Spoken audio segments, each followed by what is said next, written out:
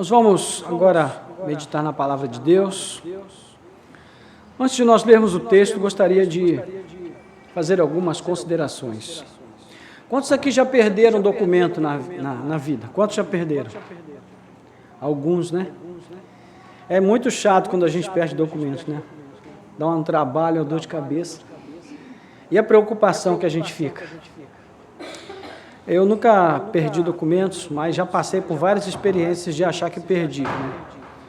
Porque eu tenho um sério problema. Eu sou uma pessoa até relativamente organizada, mas o meu problema é quando eu guardo alguma coisa.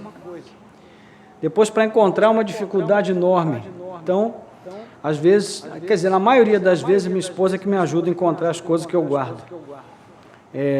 Recentemente, eu deixei a minha carteira num determinado lugar e totalmente fora da minha rotina, e depois fiquei procurando, saí de loja em loja onde eu tinha passado, procurei tudo que é lugar, perguntei, ninguém tinha visto, falei, meu Deus, roubaram minha carteira, perdi minha carteira. Aí depois de muito pensar, de muito refletir, mais uma vez a Zanza me deu uma dica lá, que eu nem lembro qual foi. Eu sei que eu encontrei a carteira naquele lugar inesperado, e foi um alívio, né? Porque perder documento deve ser uma coisa muito ruim. Eu senti todas as dores de quem perde documento, embora não tivesse perdido. E tem muitas pessoas que, por uma medida de cuidado, fazem segunda via, né? Aí anda com a segunda via e tal. Hoje a gente tem a possibilidade de fazer a carteira digital, pelo menos a carteira de motorista, já ajuda bastante, porque caso você perca, né, a carteira física, você tem ali a carteira digital, que já dá para remediar a situação, mas enfim. E por que isso é uma coisa complicada? Por que é preocupante? Porque ali está definido o que é a nossa identidade, né? Então, perder a carteira, perder os documentos, é como perder a nossa identidade. Do ponto de vista social, do ponto de vista legal, nós estamos, de certa forma, vivemos aquele período como indigentes, né? Precisamos tirar novo documento para comprovar a nossa identidade, porque a nossa identidade é comprovada nesse mundo por números, por símbolos. Então, o texto que nós vamos ler hoje e a reflexão que nós trazemos para essa noite tem bastante a ver com isso. Uma preocupação que havia, né, sobretudo nos apóstolos, em relação à igreja primitiva. Essa era uma preocupação bastante acentuada em todos eles. Era justamente que a igreja perdesse a sua identidade, que a igreja perdesse a sua capacidade de saber quem era, de saber qual era a sua missão no mundo, a sua função, de saber o que Deus havia feito por ela e nela, e também queria fazer através dela, tinha o propósito de fazer através dela. E essa é uma preocupação que sempre volta, né? Nós acabamos de cantar agora uma canção em que a gente quer voltar ao primeiro amor, né? E quantas músicas a gente já ouviu com essa mesma letra, baseada ali no texto da carta aos Efésios, aliás, na carta à igreja de Éfeso, do Apocalipse, em que a igreja é convidada a voltar ao primeiro amor. E todas as vezes que nós falamos de avivamento, todas as vezes que nós falamos de renovação, nós sempre nos reportamos a essa experiência de voltar, né? Porque a gente entende que em algum momento da nossa caminhada a gente perdeu aquele amor do início, aquela nossa paixão por Cristo. Então, o nosso sonho, o nosso ideal é recuperar isso, né? E então a gente quer voltar, e a gente canta, porque esse é o desejo do nosso coração, de recuperar aquela paixão, aquele fervor que nós tínhamos no início, e perdemos. Por que perdemos? Por uma série de razões que nós poderíamos considerar aqui, muitas estão sendo consideradas aqui pelo texto que nós vamos tratar nessa noite, mas é uma preocupação que nós temos nesses dias em que estamos vivendo. Acima de tudo, esse é um tempo em que Satanás tem trabalhado arduamente, na verdade desde o século XVII, especialmente de uma forma mais aberta, mais clara, para destruir a identidade cristã no mundo, né? Por que é importante destruir a identidade cristã? Porque a identidade cristã, os valores cristãos são basicamente aquilo que formou a sociedade ocidental, a civilização ocidental. E hoje o trabalho árduo, né, de Satanás através de ideologias humanas, especialmente voltadas para os princípios iluministas, né, o idealismo da mente humana como a medida para todas as coisas, né, o humanismo em todas as suas formas, o existencialismo, mostrando para o homem que não existe nada além dessa própria vida aqui, então aqui é o que nós devemos aproveitar e viver da melhor forma que pudermos, né, e alcançar o maior nível de sucesso que nós pudermos, porque só existe isso daqui, não é? Aí, com uma série de filosofias que vão dar corpo a esses pensamentos. Então, tudo isso no intuito de destruir a identidade cristã. Graças a Deus, já se vão aí muitos séculos, e até hoje a identidade cristã permanece de pé. E ela vai permanecer porque Cristo disse que as portas do inferno não prevalecerão contra a sua igreja. Não é? Mas a verdade é que todos nós corremos o risco, em menor ou maior grau, não é, de perdermos individualmente a nossa identidade como cristãos. E se existe um tempo em que nós devemos nos preocupar muito com isso, esse tempo é hoje. É esse tempo de agora, são os nossos dias atuais, em que muito da identidade cristã na própria igreja já tem se perdido, de certa forma. Então, é basicamente sobre isso que nós vamos pensar um pouquinho nessa noite, à luz do texto de 1 Pedro capítulo 1. Nós vamos ler apenas os dois primeiros versículos, na verdade. E aqui já tem muito assunto para nós. 1 Pedro capítulo 1, versículos 1 e 2. E aqui nós vamos pensar um pouco sobre aquilo que nós acabamos de dizer, né? Diz assim: Pedro, apóstolo de Jesus Cristo, aos eleitos que são forasteiros da diáspora do Ponto, na Galácia, na Capadócia, na Ásia e na Bitínia, eleitos segundo a presciência de Deus Pai, em santificação do Espírito, para a obediência e a aspersão do sangue de Jesus Cristo. Que a graça e a paz lhes sejam multiplicadas. Amém. Vamos orar. Nosso Deus e Pai, em nome de Jesus, queremos te louvar pela tua palavra que está sendo agora mais uma vez exposta aqui diante de nós. Pedimos a tua bênção, a tua direção. Ó Deus, que o Senhor nos dê o discernimento, a capacitação para que nós possamos absorver cada gota dessa palavra e colocar em prática, Senhor, os princípios contidos aqui, de tal maneira que nós possamos, ó Deus, trabalhar arduamente para recuperar a nossa identidade cristã, que está sendo, Senhor, bombardeada, atacada, massacrada ao longo dos últimos séculos, no intuito de destruir esses fundamentos. E como a tua palavra diz, Senhor, se os fundamentos forem destruídos, não há nada que possa fazer o justo. Então nós precisamos preservar os fundamentos, em primeiro lugar na nossa própria vida particular, pessoal, individual, e depois na nossa família, na nossa casa, e por extensão na nossa igreja e no mundo, Senhor, em meio ao qual nós vivemos e onde nós fomos deixados para ser sal e luz. Mas como poderemos salgar, ó Deus, se não há sabor em nós mesmos? Como poderemos iluminar se a nossa própria lâmpada está apagada? Então ajuda-nos. Nós te pedimos, ó Senhor, que a tua palavra fale profundamente aos nossos corações, e nós possamos ser por ela transformados, fortalecidos, encorajados, ó Deus, e também consolados nessa noite. Nós te pedimos com gratidão, em nome de Jesus. Amém. Amém.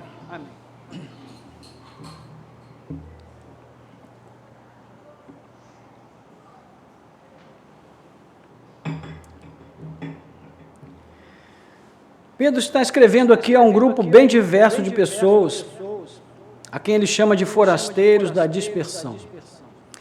As cidades citadas aqui no texto estão localizadas ali ao norte da região conhecida naquela época como Ásia Menor.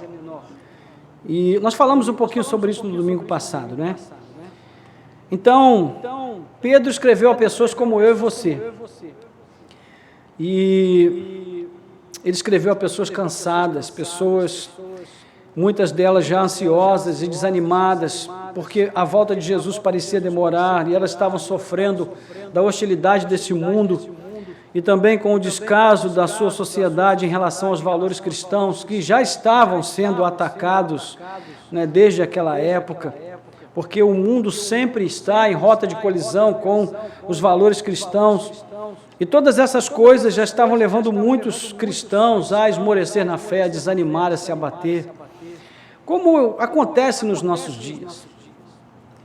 A diferença é que hoje em dia, ao invés de a igreja se voltar para a palavra de Deus e buscar na palavra, né, a fomentar a motivação correta, à luz daquilo que a palavra de Deus nos diz, o que a igreja tem procurado fazer é criar entretenimento para que os cristãos sejam motivados a continuarem a frequentar a igreja.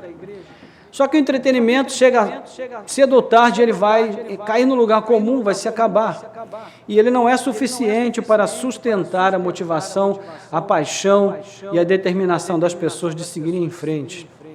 Coisa que o Evangelho é capaz de fazer, né?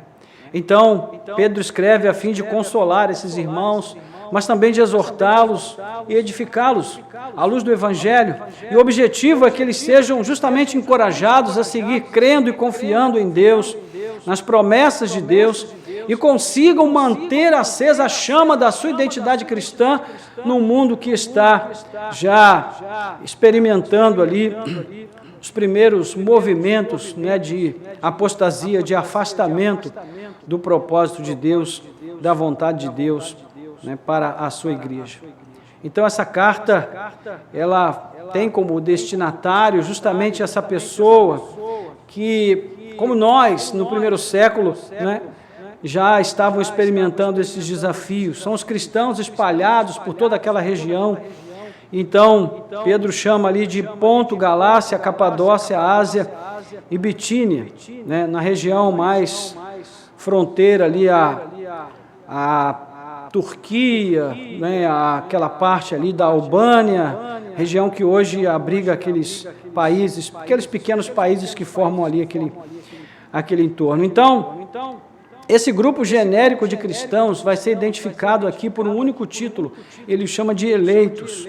Então ele diz, Pedro, apóstolo de Jesus Cristo, aos eleitos que são forasteiros da diáspora, no Ponto, na Galácia, na Capadócia, na Ásia e na Bitínia. Nessa carta nós vamos encontrar vários nomes e vários conceitos ligados primariamente aos israelitas, né, com base no Antigo Testamento, mas que aos poucos foram também assimilados pelos cristãos gentios e fizeram parte também da própria identidade dos cristãos como um todo. Então o título eleito, ou eleitos, é um deles. No passado, Deus se revelou a Israel como um Deus único e exclusivo, mas Ele também deixou claro que aquele povo que Ele escolheu deveria ser também o seu povo exclusivo. Por isso Ele diz, porque vocês são um povo santo para o Senhor seu Deus, o Senhor seu Deus os escolheu para que de todos os povos que há sobre a terra, vocês fossem o seu próprio povo. O Senhor os amou e os escolheu, não porque vocês eram mais numerosos do que outros povos, pois vocês eram o menor de todos os povos, mas porque o Senhor os amava, e para cumprir o juramento que tinha feito aos pais de vocês, o Senhor os tirou com mão poderosa e os resgatou da servidão do poder de Faraó, rei do Egito. Deuteronômio 7, versículos 6 a 8. Isso daqui é o princípio da eleição de todo mundo. Deus escolheu você não é porque você era mais bonito, mais inteligente, mais sábio, não é? Mais capaz, mais importante. Ele escolheu você porque Ele te amava, porque Ele te amou desde o princípio, né? Desde antes de você nascer, Ele já te amava e já tinha um propósito na sua vida, por isso Ele te escolheu, somente por isso. Não havia mérito em você, né? Na verdade, Paulo diz que Deus nos amou quando nós éramos ainda os seus inimigos. Então, essa é a razão de Deus ter nos escolhido, porque Ele nos ama, porque Ele tem apreço por nós, porque Ele teve o desejo de nos salvar. E um pouquinho mais à frente, nessa mesma carta, o autor vai justamente trazer essa declaração divina aos israelitas, né, e aplicá-la também aos gentios, membros da Igreja de Cristo. Depois você pode olhar no capítulo 2, 9 a 10, onde ele vai dizer: vocês são raça eleita, sacerdócio real, nação santa, povo escolhido, de propriedade exclusiva de Deus. Então nós não vamos explorar isso aqui hoje, mas é importante só que você saiba que Pedro está lidando com essas categorias ali do Antigo Testamento. O importante aqui é que nós tenhamos a compreensão de que Deus tem apenas um projeto salvífico para judeus e para gentios. Nessa ideia de que Deus vai salvar primeiro os gentios, depois Ele salva os judeus, ou seja, dois projetos diferentes para dois povos diferentes, não encontra respaldo nas Escrituras. Deus tem apenas um propósito, um plano, e Ele salva apenas um povo dentro desse mesmo plano, judeus e gentios. Então, esse plano determina que em Cristo nós, a igreja, fomos incorporados à mesma família de Abraão, né, da qual fazem parte todos os judeus que foram justificados pela fé. Então, essa fé que é em Deus e também em seu Filho Jesus Cristo, né, estabelece a mensagem que está contida aqui no coração da carta de Pedro. Então, irmãos, nós podemos declarar com segurança e confiança: nós somos o povo eleito de Deus. Amém? Nós somos o povo eleito de Deus. Sim, somos. Não é porque nós merecemos, é porque Ele nos ama. É por isso. E isso nos basta. Então Ele nos separou dentre todas as nações para sermos o seu povo particular, exclusivo, peculiar. Nós fomos salvos, estamos sendo salvos e seremos salvos até o final, com todos os judeus e gentios que vierem a crer em Jesus. Nós somos parte da família de Abraão, somos cidadãos do reino de Deus e também de Cristo. Louvado seja o nome do Senhor. É por isso que os judeus ficavam tão aborrecidos com Jesus, porque Jesus mostrava para eles que Deus não estava preso à agenda do povo escolhido no passado, ainda que ele tenha sido escolhido no passado. Então Deus é livre para amar a quem Ele quer e chamar a quem Ele quer. E é por isso que Jesus vai mostrar ali, já nos seus dias, que há pessoas que estão fora do círculo judeu, mas que são capazes de demonstrar uma fé muito mais coerente com as Escrituras do que o próprio povo judeu. Não é? É assim que ele trata, por exemplo, com aquele centurião, não é? Onde Jesus vai dizer: em toda Israel não encontrei fé como esta. Ou seja, então tem toda essa questão que está sendo estabelecida desde ali, mas Pedro ainda acrescenta dois adjetivos a este povo eleito, que ele vai definir aqui como trazendo as implicações práticas dessa eleição. Então, primeiro ele afirma que eles são forasteiros. Forasteiros. O termo forasteiro nos faz lembrar daqueles filmes de faroeste antigamente, né? Fulano aqui é um forasteiro e tal, e todo forasteiro é visto com desconfiança. O que é um forasteiro? Como o próprio nome diz, é alguém que vem de fora, é alguém que está em determinado lugar, mas não pertence àquele lugar, né? Eu não sei se você é como eu, mas eu, em determinados tipos de ambiente, eu não me sinto parte. E para mim é muito complicado ficar num lugar onde eu não me sinto parte, né? Não sei se você se sente mal, como eu me sinto, mas existem determinados ambientes onde a gente vai porque é para cumprir um protocolo, mas a gente não se sente parte daquilo ali. E é muito incômodo quando a gente está nesses ambientes onde a gente não se sente parte, porque nós temos que cumprir ali o protocolo, mas não nos sentimos pertencentes àquele grupo, àquele ambiente. Então, do ponto de vista de uma aplicação literal, é bem provável que Pedro estivesse aqui pensando na situação de muitos cristãos do primeiro século que não possuíam residência fixa, né? Essa era uma espécie de estilo de vida que eles tinham. Havia pessoas que podiam morar em vários lugares dentro do Império Romano por alguns dias, por meses ou até por anos, mas sem se tornarem cidadãos daquele lugar de fato. Então, em todo caso, né, o essencial aqui é entender o sentido do que Pedro quer dizer. Né? Esse termo ele usa para poder definir a real condição do cristão no mundo. O cristão aqui é um forasteiro, é um peregrino nessa terra. peregrino. Então a imagem do peregrino nos remete aqui a uma pessoa que está sempre com a mala na mão, não é? Nos faz lembrar daquela ocasião em que Deus chamou o povo do Egito e próximo à saída do povo, Ele mandou que eles celebrassem a Páscoa e Ele mandou que eles fizessem isso como? Sandálias nos pés e mochila nas costas, ou seja, prontos para sair, não é?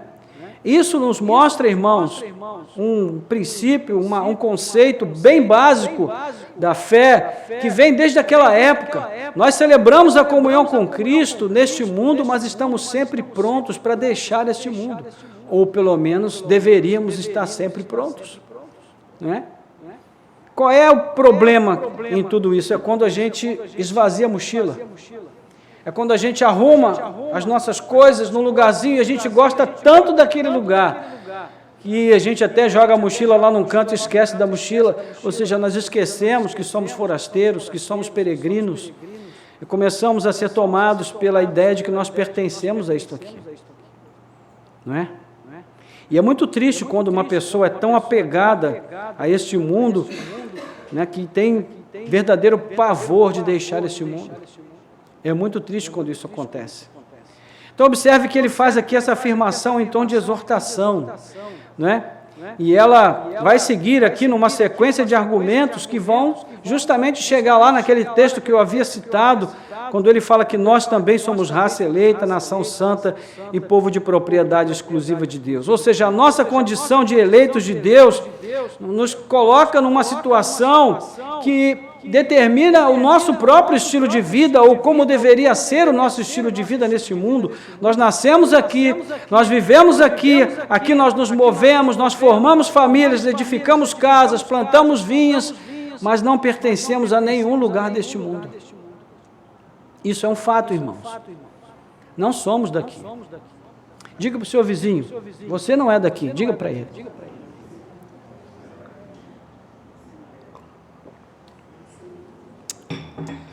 Então, irmãos, esse é um dos pontos da nossa identidade cristã que nós precisamos recuperar.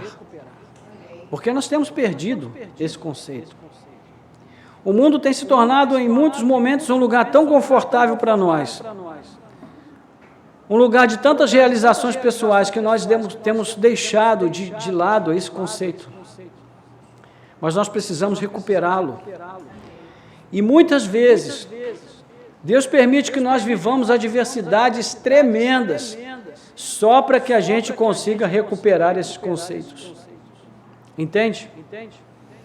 Quando Israel foi levado para o cativeiro na Babilônia, foi uma tristeza muito grande. Muito grande. Um choro, um desespero.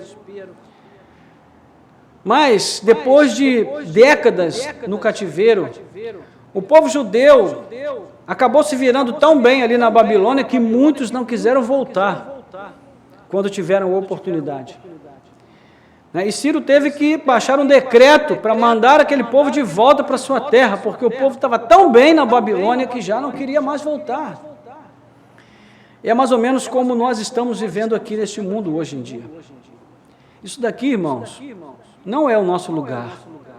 Aqui é um lugar onde nós estamos passando um tempo, mas o nosso lugar definitivo não é aqui.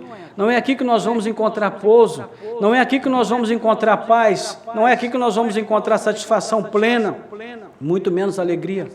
Não é aqui que nós vamos encontrar realizações. É por isso que aqui nós sofremos frustrações, nós somos traídos. Não é? Nós sofremos com fracasso, com enfermidades. Quando chegamos a uma determinada idade, o nosso corpo começa a mostrar que realmente nós não viemos aqui para ficar para semente.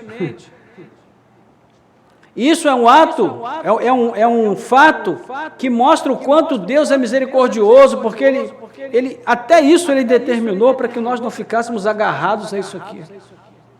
Entende?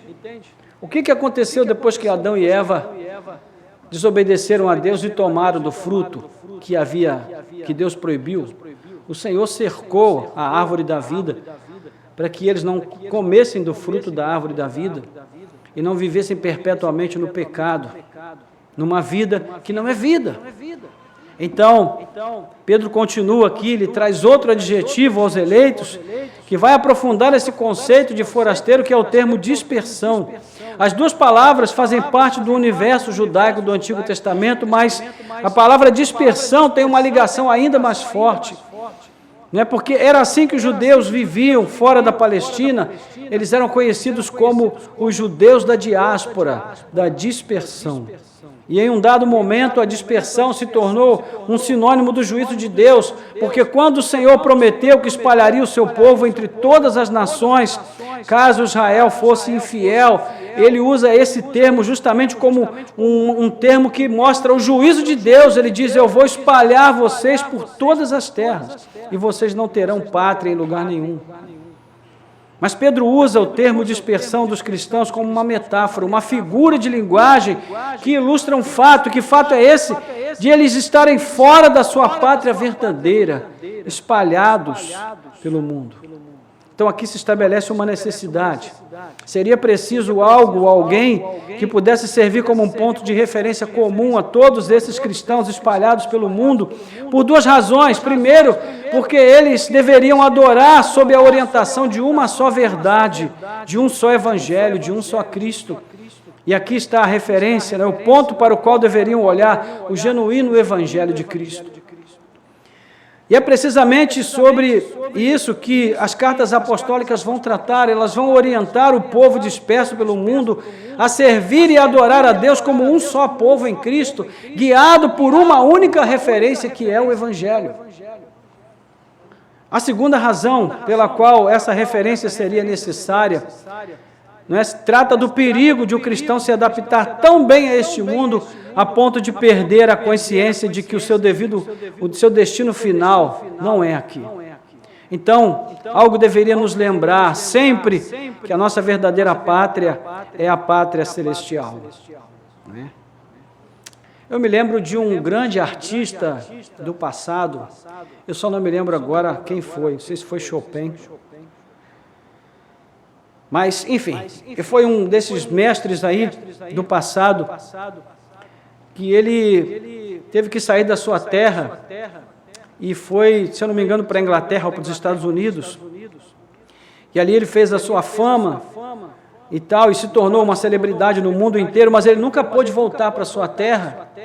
Então, quando ele estava doente, ele pediu aos seus conterrâneos que pudessem trazer para ele um pouco da terra da sua pátria, para que quando ele fosse sepultado, ele pudesse ser sepultado no solo em que ele nasceu. E isso foi feito, depois da sua morte, foi construído uma estátua à sua honra. Então, no interior ali daquela estátua, foi colocada aquela terra para que ele pudesse ser homenageado de algum modo com aquilo que seria a sua última vontade.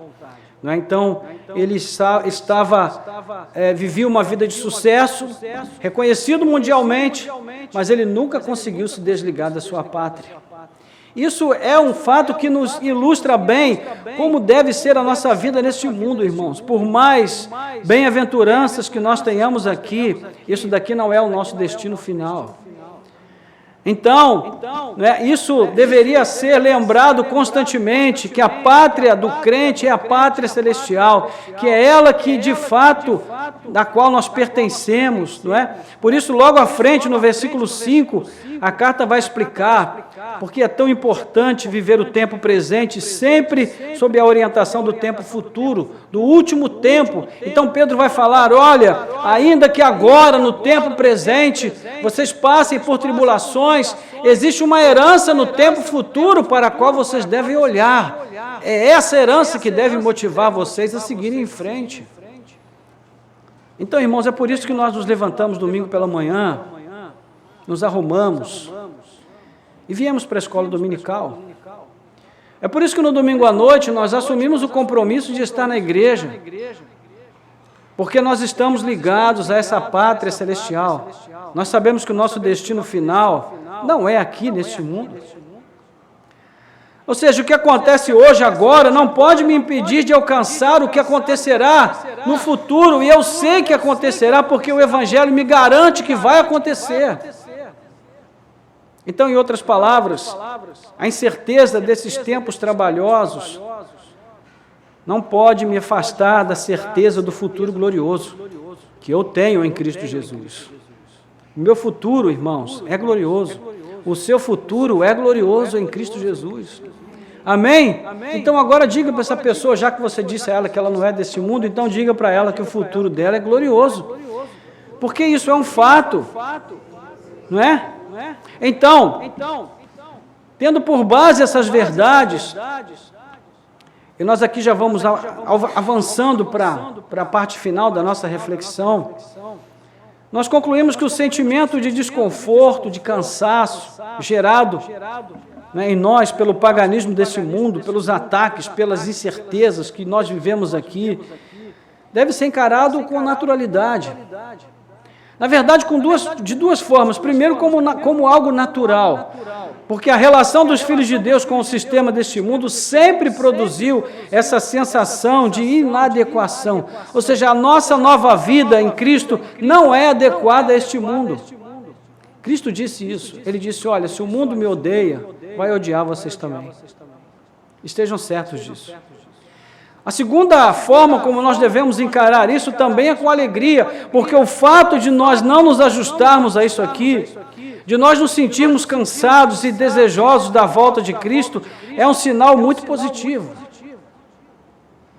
Porque significa que nós realmente nascemos de novo e que o nosso coração não está aqui. Então tudo isso vai ser trabalhado no que segue, onde a carta vai definir algumas coisas. A primeira é, em que condições ocorre a eleição do crente? Né? E aí nós vamos ver, ele vai dizer aí, na sequência, versículo 2, eleitos segundo a presciência de Deus Pai, em santificação do Espírito, para a obediência e a aspersão do sangue de Jesus Cristo. Ou seja, ele está afirmando 4 coisas. Primeiro, a autoria da nossa eleição, quem foi que nos elegeu? Segundo, a forma como Deus nos separou. Terceiro, o fim para o qual nós fomos eleitos. E quarto, o meio pelo qual Deus efetivou a nossa eleição. E nós vamos pensar um pouquinho rapidamente sobre cada um desses pontos e vamos partir para a nossa conclusão. Primeiro, quem foi que nos elegeu?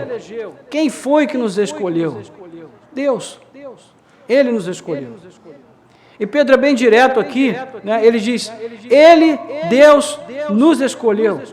E ele vai replicar aqui o que já havia sido dito pelo Espírito nas palavras de Paulo, quando ele diz, bendito seja o Deus e Pai de nosso Senhor Jesus Cristo, que nos abençoou com todas as bênçãos espirituais nas regiões celestiais em Cristo.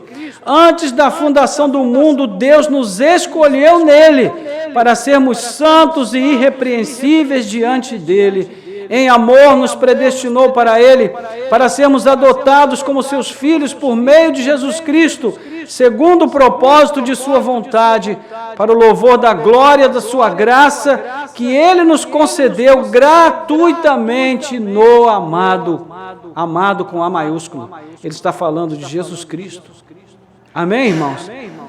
Pense um pouquinho nisso. Deus escolheu você antes da fundação do mundo. Sabe o que isso significa? Que Ele livrou você da perdição eterna.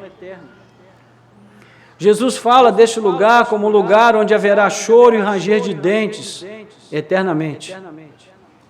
Não haverá alívio, não haverá livramento, não haverá salvação, não haverá mais escolha, porque a escolha terá sido feita nesta vida.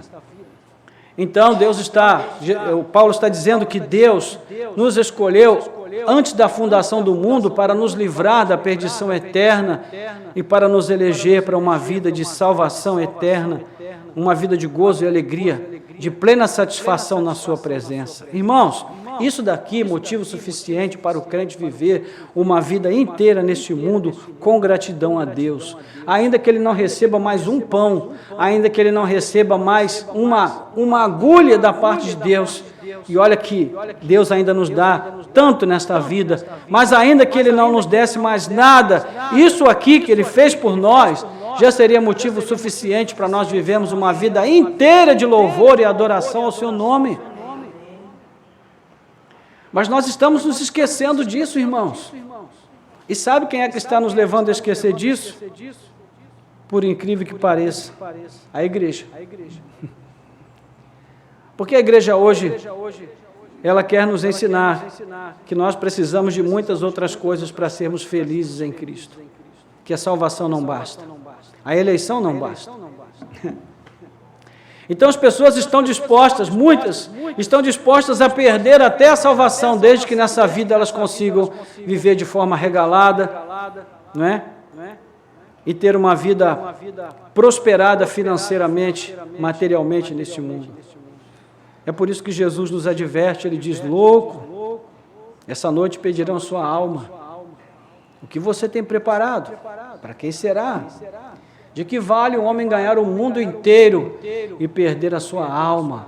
Jesus está advertindo, gente, a alma é o ponto.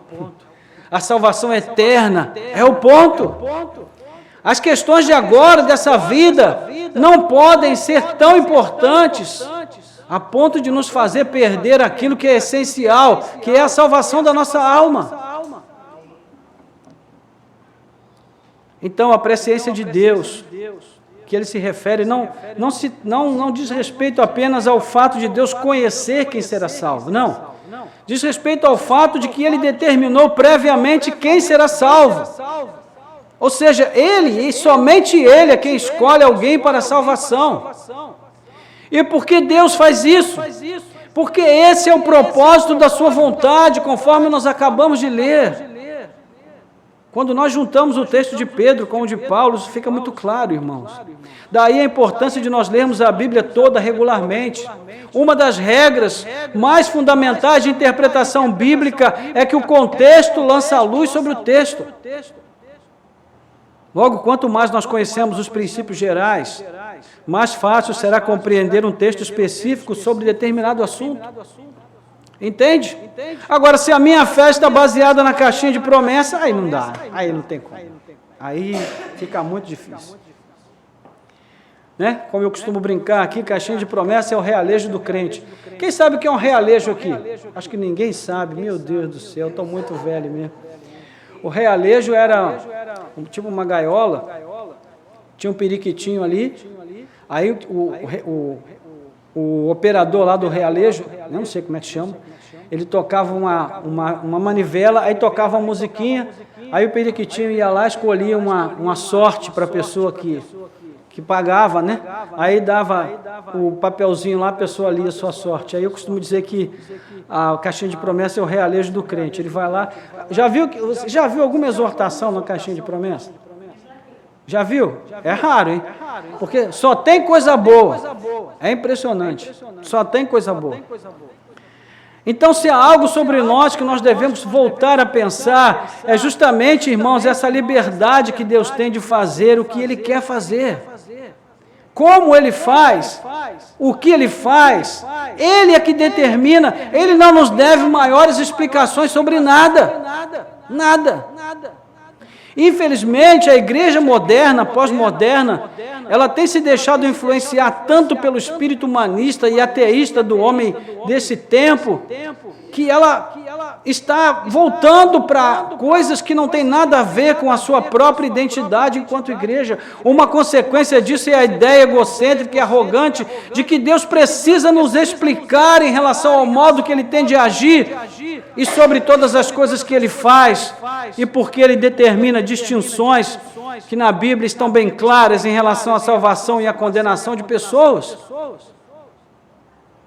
Irmãos, Deus não pode ser diminuído à estatura da mente científica e nem pode ser submetido ao crivo dessa teologia que se acomodou aos caprichos de uma sociedade incrédula e infantilizada. A nossa sociedade pós-moderna é extremamente infantilizada. É cheia de coisinhas, de mimimi, de fragilidadezinhas, não se pode falar nada, não se pode dizer isso, não se pode dizer aquilo, todo mundo se choca, todo mundo fica espantado. Meus irmãos, eu fui criado numa época em que ninguém tinha tempo para essas infantilidades. A gente tinha que trabalhar cedo. Né? Com 10 anos de idade eu cortava capim melado para ganhar um dinheirinho para ajudar em casa. Quem já se meteu com capim melado aqui sabe como é que o negócio é enjoado, né? Você fica o resto do dia com o corpo todo se coçando daquele negócio, é horrível. Então a gente não tinha tempo para essas coisinhas, sabe? Não tinha tempo para isso. Hoje as pessoas têm tempo para se traumatizar com tudo. Tudo é motivo para ficarem abatidas, né, chateadinhas, aborrecidinhas. Você não pode confrontar mais ninguém, porque todo mundo hoje é alérgico ao confronto. Você começa a querer confrontar, a pessoa já começa a se coçar, fica angustiada, vai embora da igreja, larga tudo. Não se pode mais confrontar. Então nós vivemos num mundo fraco, onde as pessoas estão sendo diminuídas na sua capacidade, nas suas potencialidades. O ser humano que é tão capaz, que foi criado por Deus e dotado de tantas potencialidades, ele está sendo transformado numa coisa menor, pequena, muito aquém das suas próprias capacidades. E sabe por que isso acontece, irmãos? Para nos tornar dependentes do Estado, para que o Estado controle a nossa vida, para que ele diga como nós temos que criar os nossos filhos, o que nós temos que fazer com o nosso dinheiro, o que nós temos que fazer da nossa vida, entende? Mas eu digo para você, nós temos um Deus, que Ele determina o que a gente faz da nossa vida, é Ele que determina o que nós fazemos com o nosso dinheiro, como nós criamos os nossos filhos, o que nós fazemos com o nosso tempo. Então nós já temos alguém que determina como nós devemos viver a nossa vida. O Estado não é o nosso Deus é o Senhor. É Ele que determina essas coisas em nossas vidas. Então, como nós lemos hoje cedo, nas palavras do profeta Isaías, que procurava demonstrar o quão ridícula é a simples ideia de questionar os porquês de Deus. Então, conforme nós lemos hoje, quem guiou o Espírito do Senhor? Ou quem foi o seu conselheiro? Quem o ensinou? Com quem ele se aconselhou para que lhe desse a compreensão? Quem lhe ensinou a vereda da justiça? Ou quem lhe ensinou a sabedoria? Quem lhe mostrou o caminho do entendimento? Eis que as nações são consideradas por ele como um pingo que cai de um balde e como um grão de pó na balança. As nações de hoje, inclusive, sabe? Aqueles desfiles militares, né, com aquelas bombas que não tem mais tamanho, aquela demonstração de força, de poder, sabe o que é isso diante de Deus? É como um pingo num balde. Isso não é nada, absolutamente nada. Então, diz que ele carrega as ilhas como se fossem pó fino. O Líbano não seria suficiente para o fogo e os animais de lá não bastariam para um holocausto. Diante dele, todas as nações são como coisa que não é nada. Ele as considera menos do que nada, como um vácuo, ou seja, como poeira, como nada, como vento. Com quem vocês querem comparar Deus? É assim que ele termina. Isaías 40, 13 a 18, primeira parte. Mas, embora o pensamento de Deus seja insondável em sua totalidade ou em sua abrangência, ele nos dá a entender aquilo que é necessário à nossa salvação e ao nosso bom relacionamento com Ele e com este mundo. Então, ele não precisava fazer isso, mas ele fez, para que nós pudéssemos ter o mínimo de entendimento e compreender que a nossa fé não é um salto no escuro, como nós dissemos na quinta-feira. Muito pelo contrário, a nossa fé é um salto para a luz, onde nós somos iluminados e aprendemos a viver nesse mundo escuro com a luz que Cristo nos dá. Então, como foi que Deus nos separou? Esse é o segundo ponto. Ele diz que Deus fez isso por meio do Espírito em santificação. Versículo 2, segunda parte. Então, nós temos aqui a manifestação da dimensão trinitária da salvação. Ela envolve o Deus Pai, o Deus Filho e o Deus Espírito Santo, operando na vida do crente. E o conceito de santificação destacado aqui está alinhado também à nossa condição descrita antes, como eleitos não é como forasteiros, peregrinos ou dispersos. O que isso significa? Que é o Espírito quem nos separa para Deus. É Ele quem opera em nosso íntimo esta obra gloriosa de santificação, de separação. E é claro que está presente aqui também a ideia de transformação, de novo nascimento, porque nós nascemos de novo espiritualmente para pertencermos a Deus em Cristo, irmãos. Então sim, o nosso Deus é um Deus que faz distinções, Ele faz. E nós precisamos entender isso, né, do ponto de vista bíblico. A ação do Espírito em nós visa nos distinguir dos outros povos. Como se pode comprovar que nós somos realmente distintos, diferentes, separados? Isso pode ser visto na sequência da carta, onde o autor vai destacar ali os aspectos éticos da vida cristã verdadeira. Mas o simples fato de sermos em essência distintos de outros povos já mostra uma boa ideia de como se identifica alguém que realmente nasceu de novo. Essa pessoa é uma pessoa diferente. Diferente como? Ela penteia o cabelo diferente, usa brilhantina, usa terno, gravata, uma Bíblia, né? Bem acomodada aqui nessa região do nosso corpo. Não necessariamente. É por sua confissão religiosa em si, ela diz que é crente, então isso vale? Não necessariamente. Nem mesmo pelo fato de frequentar uma igreja. Não sou eu que digo isso, Jesus disse isso. Ele diz, naquele dia muitos me dirão, Senhor, em teu nome, fizemos isto, fizemos aquilo outro. E ele diz, apartai-vos de mim, porque nunca vos conheci. Então, em que essa pessoa é diferente? A diferença é que ela reflete Cristo no mundo.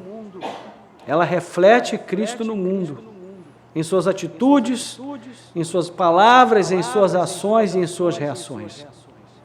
Às vezes, você não consegue identificar bem um crente pelas suas ações, se ele realmente é crente ou não. Mas você consegue identificar pelas suas reações. Se você quer saber se uma pessoa realmente é crente, ande com ela enquanto ela dirige no trânsito. Aí você vai saber se realmente ela nasceu de novo ou não. Porque, olha, meus irmãos, o campo de prova do crente é o trânsito. Ali nós somos provados de todas as maneiras. As coisas que nos vêm à mente são indescritíveis. Muitas delas não podem ser ditas nem perto das crianças, né? São coisas terríveis. O trânsito é um dos pontos, né, dos ambientes da nossa vida, onde nós realmente percebemos o quanto nós estamos afastados de Deus. E eu digo isso por experiência própria, irmãos. Não estou falando de vocês, estou falando de nós todos. Minha esposa que sabe. Então, é nesses momentos em que nós somos provados, e é justamente aí que nós temos a oportunidade de mostrar se nascemos de novo, não nascemos. Não é? O terceiro ponto que ele coloca é para que nós fomos eleitos. Qual foi o meio pelo qual Deus efetivou a nossa eleição e para que Ele fez isso? Qual é o fim da nossa eleição? Para que Deus nos separou, nos escolheu? O que Ele tinha em mente? Bom, duas coisas aqui estão em destaque. Primeiro, a obediência e segundo, a aspersão do sangue de Jesus Cristo. Ele diz que nós fomos eleitos segundo a presciência de Deus em santificação do Espírito para a obediência e a aspersão do sangue de Jesus Cristo. Por isso nós destacamos no início dessa carta, o quanto ela está ligada ao Antigo Testamento. Não é difícil ver aqui uma ligação com aquele cerimonialismo da aliança que era observado no passado por ordem de Deus. O autor aos Hebreus vai citar Êxodo 24, verso 8, quando Deus vai estabelecer ali com Moisés, o fundamento da aliança. Ou seja, a aliança deveria ser celebrada com sangue. O autor aos Hebreus vai se referir a esse momento, mostrando que, de acordo com a lei, quase todas as coisas são purificadas com sangue, e sem derramamento de sangue não há remissão. Hebreus 9, 22. Aí o kardecismo pega esse versículo, coloca lá no Evangelho segundo Allan Kardec, e diz assim: fora da caridade não há salvação. Bonito isso, né? Só que não é bíblico. Não é verdadeiro do ponto de vista bíblico. Porque do ponto de vista bíblico, diz aqui que sem derramamento de sangue não há remissão. Para que haja amor, para que haja caridade, é preciso haver remissão, é preciso haver transformação. Sem transformação, sem remissão, sem purificação de pecados, não existe lugar para o amor, porque o homem por si mesmo, ele não é capaz de amar como deve. Ele só pode amar se o amor de Deus estiver presente nele. Então, desde o princípio, a aliança de Deus com Israel se estabeleceu e se manteve sobre esses dois fundamentos, obediência e aspersão do sangue. E no Novo Testamento não é diferente, não é? A não ser pelo tipo de sacrifício, no caso aqui nosso, o sacrifício de Cristo tem um caráter único, perfeito, satisfatório, definitivo e eficaz. Então, se depois você quiser, você pode ler Hebreus capítulo 8 a 10 para você entender melhor essa relação. Nós fomos eleitos para crer no Evangelho, e a partir do sacrifício de Cristo na cruz, por seu sangue derramado, então foi assim que Deus tornou efetiva a nossa eleição, irmãos, que Ele vem nos capacitando a viver de modo obediente à sua vontade. Ou seja, nós não procuramos obedecer para merecer a salvação, mas nós procuramos obedecer porque nós recebemos gratuitamente a salvação. Nós fomos libertados do domínio do pecado, do sistema deste mundo pelo sangue de Jesus. Então nós somos livres, sim, para buscar a vontade de Deus. O apóstolo Paulo vai dizer em Romanos 6 que nós não somos mais escravos do pecado, que nós devemos nos considerar mortos para o pecado e vivos para Deus. Então aqui se ligam, né, o chamado irresistível do Criador, o sangue remidor de Jesus Cristo e a obra santificadora do Espírito. Então cumpre assim a promessa de Ezequiel, onde o Senhor vai prometer que daria ao seu povo um novo coração, capaz de temê-lo e de obedecê-lo. Ezequiel 36, 26, 27. Isso aqui, irmãos, é algo que a mente humana natural nunca vai conseguir compreender. Como é que Deus pode nos dar um novo coração?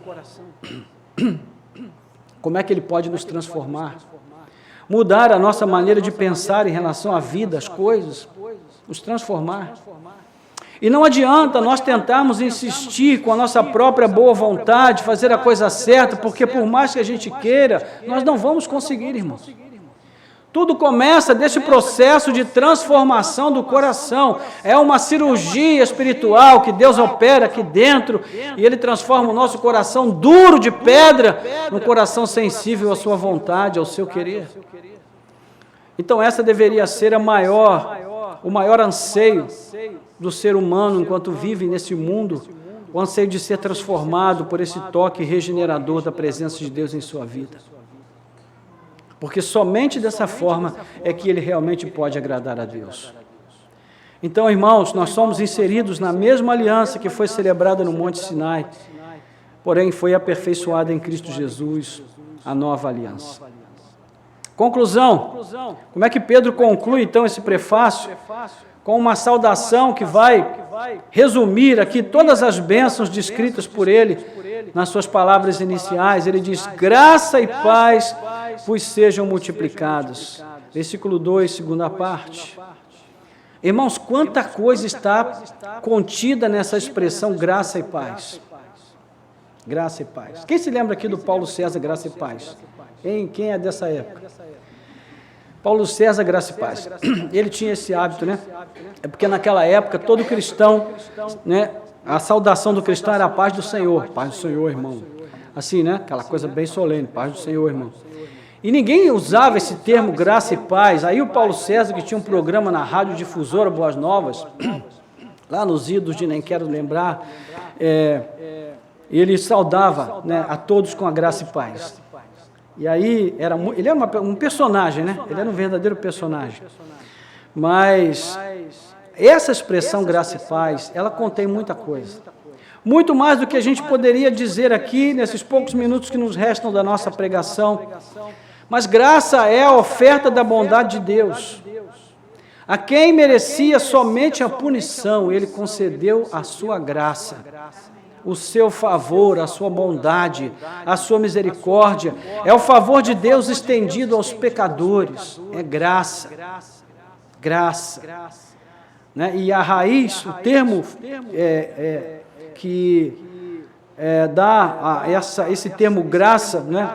O termo em grego, é o mesmo termo usado para caridade. Caridade é o que? Graça em ação. É isso. Então, caridade não é necessariamente uma tradução da palavra amor. Pode ser, pode não ser. Né? Mas caridade é justamente graça em ação. É quando nós recebemos a graça de Deus e compartilhamos a graça de Deus com outras pessoas. Então, a paz, por outro lado, para um judeu, né, como Pedro, tinha um significado muito mais profundo do que tem para nós. Essa paz, o shalom de Deus, significava basicamente estar de bem com Deus, estar alinhado aos seus propósitos e estar sendo o tempo todo também contemplado pelo seu amor, pelo seu favor, pela sua bondade. Isso envolvia ser objeto de todas as formas de bênçãos da parte de Deus, inclusive bênçãos materiais. Ou seja, tem muita coisa contida aqui. Isso tudo é o que o Evangelho traz a nós, graça e paz. Então, quando você saudar alguém com graça e paz, pense nisso.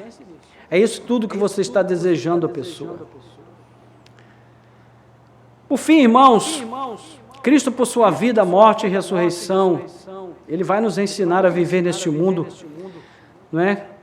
Como alguém cujo Pai é o próprio Deus.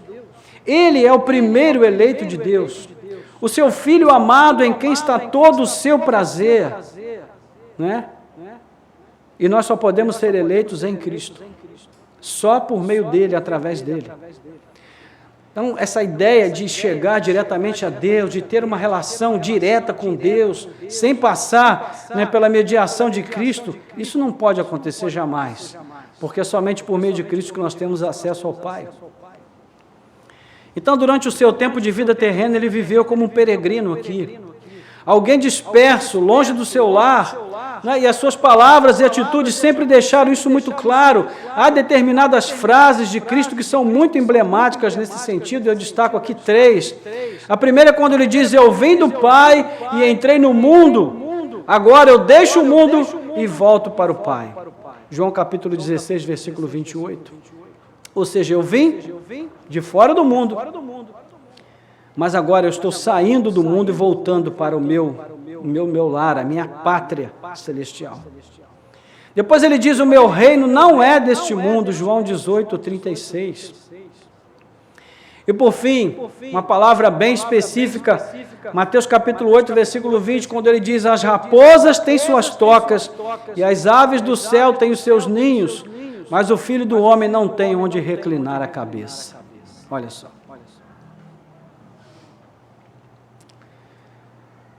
Sabe para quem ele diz isso? Para pessoas que dizem assim: Senhor, nós queremos te seguir. Ele diz: olha, pensem bem, porque quem me seguir precisa viver como eu vivo e fazer o que eu faço. As raposas têm suas tocas, as aves do céu têm os seus ninhos, mas o Filho do Homem não tem onde reclinar a cabeça. Ou seja, eu não tenho lugar certo neste mundo, eu não tenho parada certa aqui, a minha pátria não é aqui, eu não sou daqui. Entende isso? Então Jesus amou intensamente as pessoas e Ele desenvolveu com elas relacionamentos profundos e duradouros durante o tempo de vida em que Ele esteve aqui, mas Ele nunca se apegou aqui a nada e nem ninguém, porque Ele sabia que não era daqui. Então eu digo para você, meu irmão, minha irmã, ame intensamente as pessoas com quem você se relaciona, tenha apreço por aquilo que você conquistou com o suor do seu trabalho, valorize isso, e você deve valorizar o seu lar, as conquistas que você alcançou, mas nunca permita que o seu coração fique amarrado a nada disso, nem a filhos, nem a nada. Nada. Porque, meus irmãos, como diz o evangelista Jó, lá no Antigo Testamento, ele diz: nus nós viemos para este mundo, e nus sairemos dele. Ou seja, não trouxemos nada e não vamos levar nada, a não ser a nossa fé. Essa é a única coisa que nós precisamos levar conosco quando nós deixarmos este mundo. Então, a quem pertencem essas palavras, né, a uma pessoa consciente de que a sua presença neste mundo era provisória, de que a sua existência aqui tinha um propósito determinado e a coisa mais importante e relevante a fazer durante o seu tempo aqui seria cumprir esse propósito. Jesus está fazendo algo de novo? Não, ele só está fazendo aquilo que o Pai já fazia no passado, porque Deus disse: eu quero viver entre vocês, mas vou armar uma tenda, assim como vocês. A tenda de Deus era montada e desmontada, não tinha lugar certo para ficar. E mesmo quando ele mandou construir o templo, a pergunta feita a Salomão era a seguinte: Salomão, que templo poderia me comportar? Que templo poderia ser a minha casa, Salomão? Onde eu poderia morar nesse mundo? Que espaço poderia me conter? Ou seja, não tenho casa aqui, não tenho lugar fixo aqui. E a prova disso é que, como nós já pregamos aqui tantas vezes, lá em Ezequiel, existe um momento em que ele deixa o templo e vai para o cativeiro junto com o povo. Ou seja, nós, irmãos, somos filhos de um Deus que nunca teve domicílio definitivo aqui neste mundo. E eu digo para você, as coisas que você tem não são suas, elas pertencem a Deus. A sua casa, você comprou com tanto sacrifício, valorize, cuide bem dela, mas saiba que ela não é sua. Ela foi emprestada a você durante um tempo, mas haverá um tempo em que ela não será sua mais. Porque nós não temos nada nessa vida. Nós apenas administramos aquilo que Deus nos dá por um tempo e depois deixamos, e aí sim nós vamos para a nossa verdadeira casa, para o nosso verdadeiro lar, para a nossa verdadeira habitação, e dali nós nunca sairemos, estaremos para sempre com o Senhor. Então, essas palavras pertenciam a alguém que não avaliava o seu eventual sucesso ou fracasso, né, sob a perspectiva de aparentes conquistas ou fracassos temporais. Ele não avaliava isso, né, com uma ideia de que essas coisas determinassem a sua alegria ou a sua tristeza. Não. O seu senso de missão e o sucesso na vida eram determinados por aquilo que ele de fato fazia para dar concretude aos planos de Deus para ele. Veja a oração sacerdotal, e aqui eu vou concluir. Depois de dizer essas coisas, Jesus levantou os olhos ao céu e disse, preste atenção nessas palavras: Pai, é chegada a hora. Glorifica o teu Filho, para que o Filho glorifique a ti, assim como lhe deste autoridade sobre toda a humanidade, a fim de que ele conceda vida eterna a todos os que lhe deste. E a vida eterna é esta, que conheçam a ti, o único Deus verdadeiro, e a Jesus Cristo a quem enviaste. Aí ele diz: eu te glorifiquei na terra, realizando a obra que me deste para fazer. E agora, ó Pai, glorifica-me contigo mesmo com a glória que eu tive junto de ti, antes que houvesse mundo. Ou seja, Pai, agora quero voltar para casa. Eu manifestei o teu nome àqueles que me deste do mundo. Eles eram teus, tu os deste a mim, e eles têm guardado a tua palavra. Agora, eles reconhecem que todas as coisas que me tens dado provêm de ti, porque eu lhes tenho transmitido as palavras que me deste, e eles a receberam. Verdadeiramente reconheceram que saí de ti e creram que tu me enviaste. João capítulo 17, versículos 1 a 8. Ou seja, Jesus está dizendo: Pai, agora eu quero voltar. Foi muito bom aqui, passei um tempo, fiz a obra, tudo aquilo que o Senhor me deu para fazer eu fiz. Agora eu quero voltar. Meu irmão, minha irmã, você sabe qual seria a maior alegria do cristão neste mundo? Quando ele estiver próximo de deixar essa vida, ele pudesse dizer, calma, tranquilo e confiantemente para Deus: Pai, pode me despedir agora, porque eu fiz tudo que o Senhor me deu a fazer aqui. Esse é o nosso maior sucesso, irmãos. O conceito de sucesso da vida cristã é esse. Não existe outro.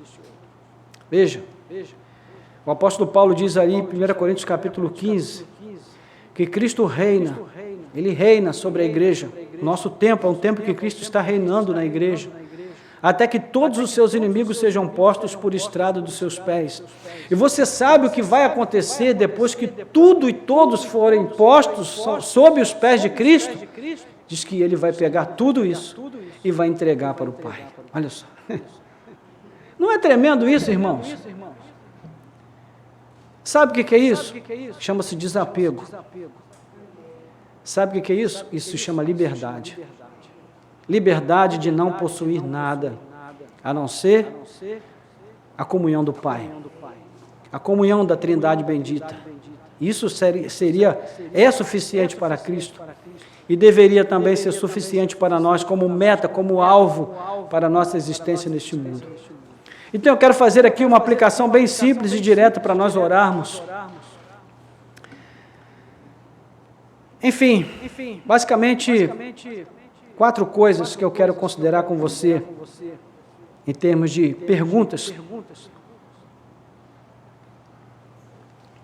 E você responda para si. A primeira delas é: você tem sentido cansaço em relação a este mundo? Você tem sentido vontade, não é, de deixar este mundo? Você tem se sentido cansado disso daqui? Esse mundo te cansa? É algo que te traz vontade de não estar aqui, de estar em outro lugar? O segundo ponto: você tem desejado ardentemente que Jesus volte logo? Ou você é daquele tipo de crente que ora: Senhor, não volta agora não. Aguenta mais um pouco. Deixa eu terminar isso. Deixa eu terminar aquilo. E você já percebeu que a gente sempre tem que terminar alguma coisa antes de fazer o que é importante? Já percebeu isso? Nós temos que terminar aqui porque depois nós vamos dar tempo aos filhos, depois nós vamos dar tempo ao esposo, ao marido, depois nós vamos fazer o que é importante. Agora nós estamos ocupados porque nós temos muito o que fazer. Irmãos, durante toda a nossa vida, nós sempre teremos muito o que fazer. Mas a gente precisa ter a preocupação de saber o que é essencial. Distinguir as coisas que realmente têm importância, porque elas passam rápido na nossa vida. Essa semana eu conversava com um amigo que me disse isso. Ele falou: rapaz, olha, eu tenho desejado tanto que Jesus volte. Isso, irmão, não é masoquismo, não. Isso não é apego à morte, não. Isso é uma convicção de que este mundo não tem nada para nós. Nada.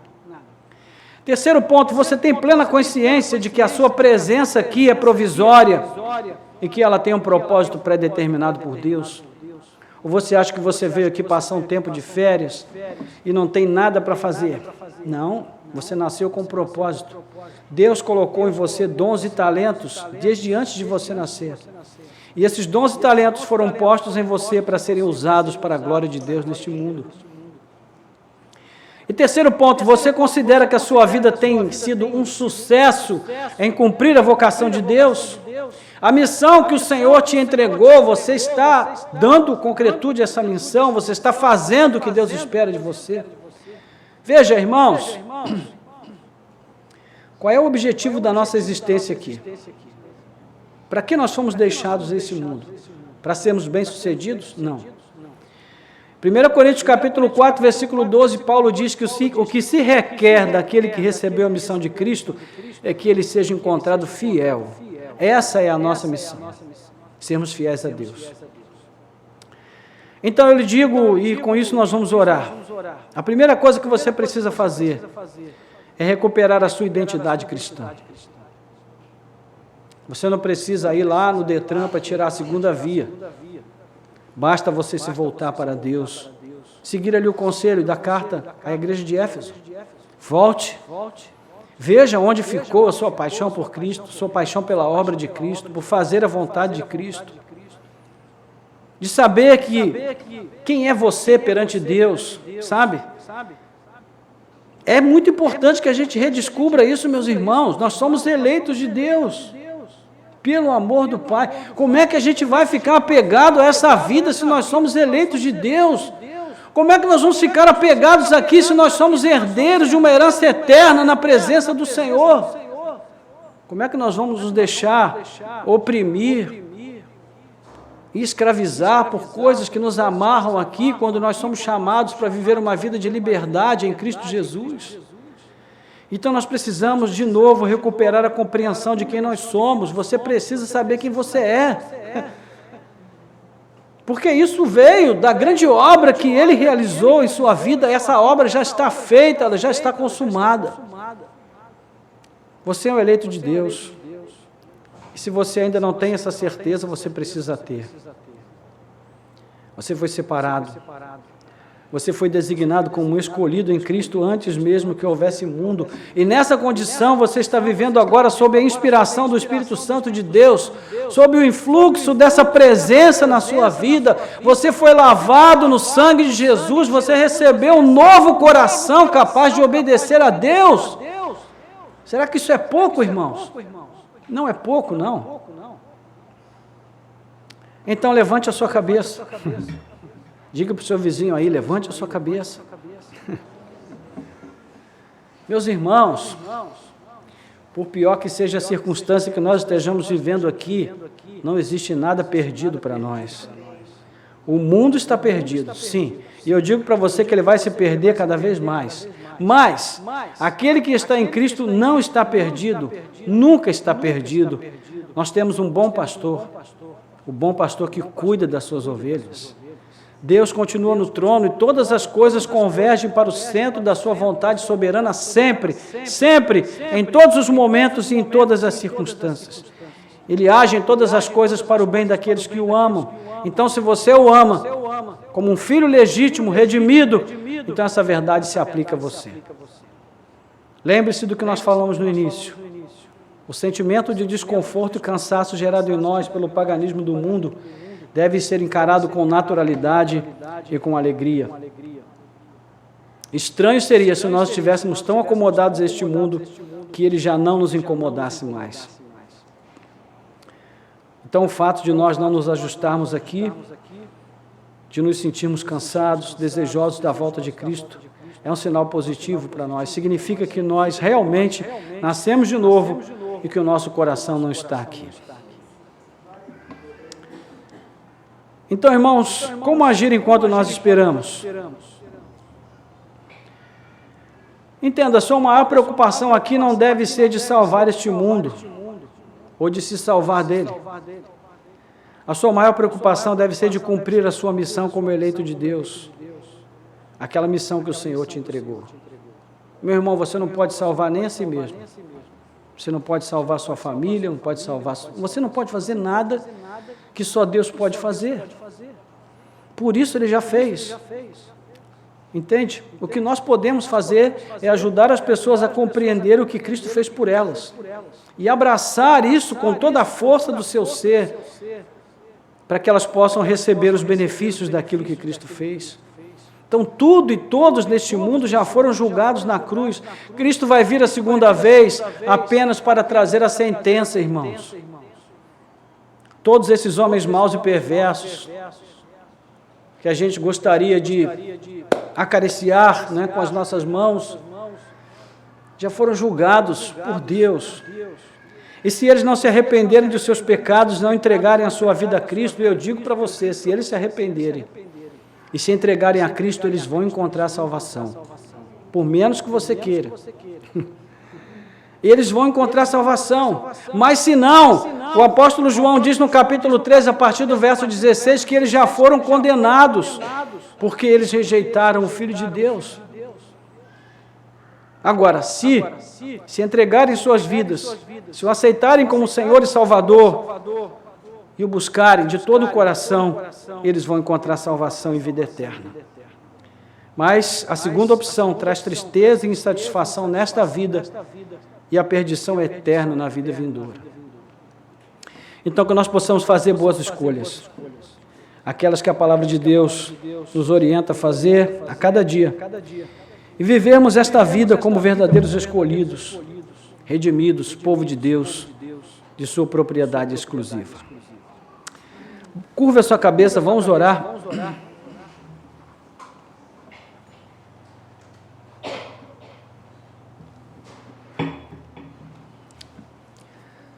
Glória a Deus. Senhor, nós queremos te dar graças, porque nós somos o teu povo, a tua igreja, teu povo eleito, escolhido.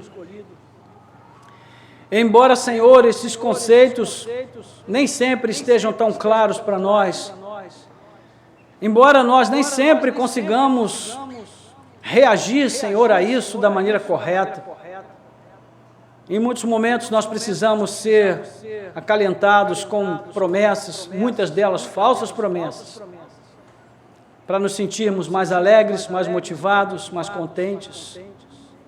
E hoje muitas vezes nós queremos, Senhor, que a igreja traga para nós a provisão de coisas que o Senhor nem nos prometeu e que nem fazem parte do papel da igreja, porque o nosso coração anda tão cheio de vaidades, ó Deus, de coisas pequenas, que não estão relacionadas com as coisas profundas e especiais que o Senhor já tem realizado em nossas vidas e para as quais o Senhor deseja que nós nos atentemos, ó Pai, a fim de que nós possamos desfrutar de tudo isso, já nesta vida e na vida vindoura muito mais.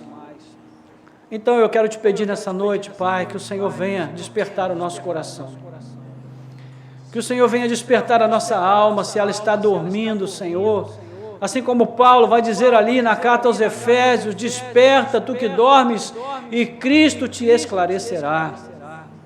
Que o Senhor venha nos despertar, Senhor, do sono, da apatia, do abatimento, da indiferença. Ó Deus, leva-nos de volta para o caminho da piedade, de uma vida de devoção na Tua presença, do compromisso, Pai, de uma vida de oração, de leitura bíblica regular, de meditação na Tua palavra, Senhor, de compromisso com as coisas do alto. Ó Deus, porque se nós não formos despertados para isso, Senhor, nós seremos tragados, ó Deus, por este mundo. Esse mundo que está nos oferecendo tanto prazer, tanto entretenimento, tantas luzes, tantas cores, tantos recursos tecnológicos, tanta coisa para entreter a nossa mente, para nos distrair e para nos impedir de nos dedicarmos àquilo que realmente é importante, é essencial.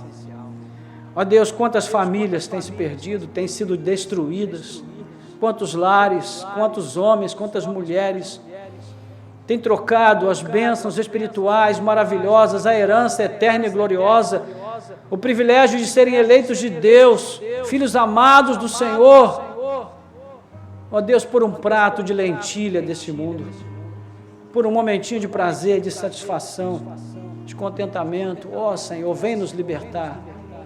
Liberta-nos, Senhor, de todas as cadeias, as prisões, as algemas, as correntes que nos amarram e que impedem, Senhor, que a nossa mente possa subir aos lugares mais altos, onde Cristo habita, onde nós podemos viver um prazer autêntico, real, sem culpa, sem peso no nosso coração, sem nos tornarmos escravos do pecado.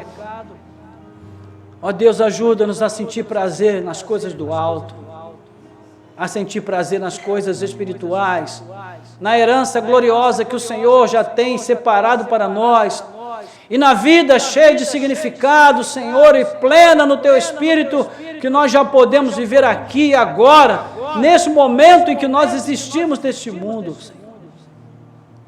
Ó Senhor, em nome de Jesus, tira toda a frieza do nosso coração, toda apatia, todo abatimento, Senhor. Renova-nos, ó Deus, na fé, na esperança. Renova-nos a nossa paixão pelo Teu reino, pela Tua obra.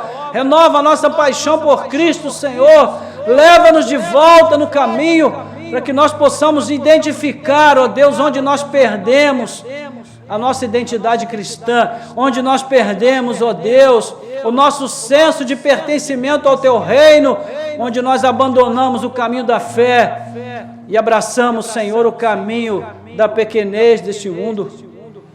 Ó Deus, desses grãos, dessas migalhas com as quais nós tanto nos contentamos, mas que é tão pouco, Senhor, para satisfazer a fome da nossa alma, porque nossa alma tem fome de Ti, Senhor, fome da Tua presença, Senhor, fome da Tua comunhão, ó Deus.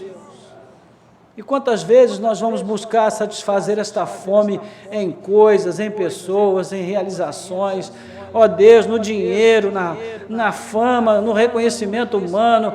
Ó Deus, essa fome de glória que nós temos só pode ser saciada pela glória que vem de Ti, Senhor.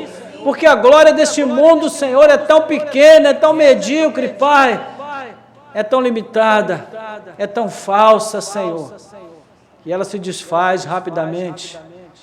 Basta, Senhor, uma breve reflexão na Tua palavra, para que nós vejamos toda a glória desse mundo se desvanecer como fumaça, Pai, e desaparecer. Ó Senhor, em nome de Jesus, liberta a nossa mente, liberta o nosso coração, Pai querido. Que nós sejamos aprisionados pelo Teu amor, Senhor. Que nós sejamos aprisionados na Tua graça, na Tua compaixão, na Tua misericórdia. Que nós sejamos presos de Cristo. Ó Deus, que nós sejamos amarrados a Ele por um amor profundo que venha ser renovado no mais íntimo da nossa alma, Senhor. Que tire toda a apatia, toda a indiferença dos nossos corações. Nós queremos Te amar, Senhor. Ó Deus, não só com discurso, mas com verdade, com atitudes. Que a nossa agenda possa voltar a estabelecer uma meta como prioridade, fazer a Tua vontade, andar na Tua presença, Te servir com o melhor que nós temos nesta vida, Senhor, e não deixar para Te entregar o pior, quando nós não tivermos mais vigor e nem saúde para Te servir, para Te adorar, para Te honrar com as nossas vidas. Em nome de Jesus, Pai amado, em nome de Jesus nós Te pedimos, Senhor, desperta-nos, ó Deus, desperta-nos, Senhor, em nome de Jesus, Senhor, glória a Deus, nós Te adoramos, nós Te bendizemos. Faça a sua própria oração, coloque aí perante o Senhor esta questão da qual você precisa ser libertado, essa cadeia, essa algema que você sabe que te prende, que te impede de servir bem a Deus, de voltar àquela paixão, aquele amor genuíno, puro, sincero, profundo, que te levava a colocar Cristo sempre em primeiro lugar na tua vida, em todas as coisas. Oh Senhor Jesus, vem nos despertar, Senhor. Vem nos despertar, Senhor. Vem nos despertar em Tua presença, Pai amado. Oh Deus de poder, aleluia. Desperta-nos, Senhor. Desperta-nos, Senhor. Aleluia. Espírito, vem nos despertar e fazer acender o meu primeiro amor. Sopra em minha alma e faz surgir o transbordar.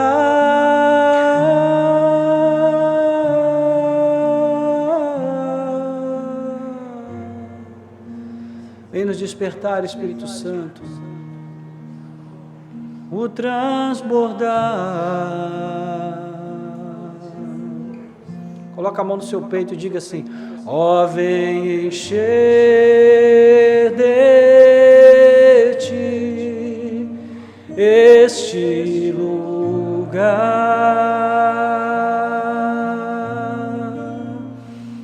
com Teu poder e amor, vem derramar. Ó, vem, ó, vem, ó, vem, ó, vem encher de Ti este lugar,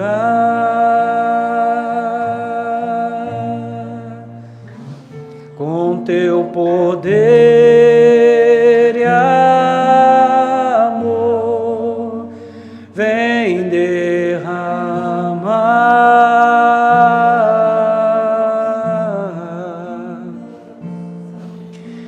Espírito, vem me despertar e fazer acender o meu primeiro amor. Sopra em minha alma e faz surgir o transbordar.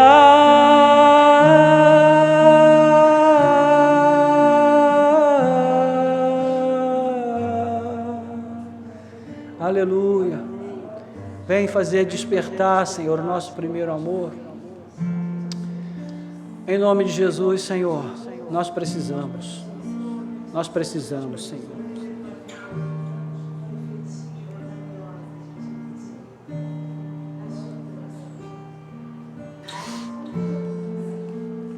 Glória a Deus. Amém. Louvado seja o nome do Senhor. Obrigado, Vitor.